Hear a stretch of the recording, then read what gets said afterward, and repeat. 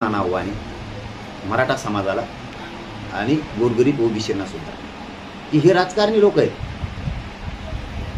हे छगन भुजबळ राजकारणी हो दंगल घडवी तेढ निर्माण करी आणि राज्यात पुन्हा त्याला सत्तेवर येऊ बसत, पण भोगायला लागेल इथं गोरगरीब ओबीसीला, गोरगरीब मराठ्यांना कोणी येणार नाही. माझं सगळ्यांना आव्हान आहे, मराठ्यांना सुद्धा ओबीसीना शांत राहा. आणि मराठ्यांना मी केलेलं आहे, अजिबात ओबीसींना दुखवायचं नाही, त्यांच्या अंगावर जायचं नाही, यांचा डाव यशस्वी होऊ द्यायचा नाही, त्याला तो डाव टाकायचा. आणि मी आतापर्यंत नाही यशस्वी होऊ दिला आणि हो पण देणार नाही, कारण यांचं काय खरं नसतं. हे कोणाचे कोण किंवा काय डाव टाकायला आता सगळे पक्षातले ओबीसीचे नेते एकत्र करायला लागले आणि ते मराठ्यांच्या अंगावर घालायला लागले. पण गोरगरीब ओबीसींना समजून घ्या, माझी तुम्हाला कळकळीची विनंती ओबीसी बांधवांना, तुम्हाला समजून घ्यायचं घेण्यात नका घेऊ, पण माझं सांगणं गरजेचं आहे. तो शेवटचं सांगतो, तुमची 2 एकर जमीन आहे, ती आम्ही मागितल्यावर तुम्हाला किती राग येईल?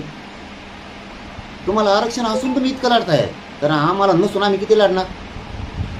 तुमचं नाही मागत आम्ही, तुम्ही समजून घ्या. तुमचे नेते खोटे सांगतील. तुम्हाला आरक्षण 1967ला दिले, त्यानंतर 90-89ला मंडल कमिशनने दिले.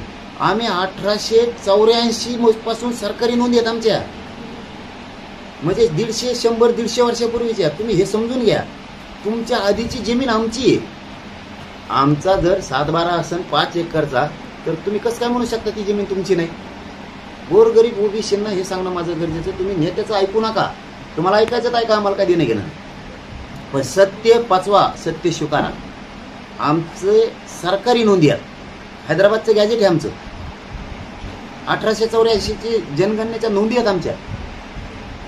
बेळगाव, सातारा, खाणे सुमारीचं त्यावेळीचं तेही गॅजेट आहे, त्याच्यात पश्चिम महाराष्ट्र सगळ्यात नोंदी आहेत मराठ्यांच्या. बॉम्बे गव्हर्नमेंटचं गॅजेट आहे, त्यात नोंदी आहेत. ज्या 1967ला ओबीसीच्या समाज 180 जाती आरक्षणात घातल्या ओबीसी